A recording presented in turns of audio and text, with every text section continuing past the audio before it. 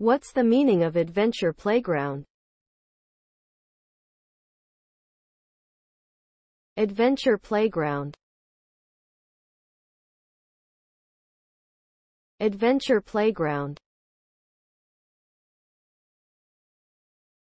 Adventure playground. Adventure playground. Adventure playground.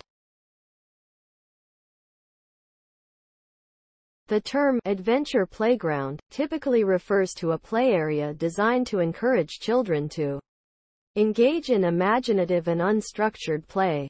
These playgrounds often feature non-traditional equipment, such as rope swings, treehouses, and mud pits, allowing children to take risks and explore their environment.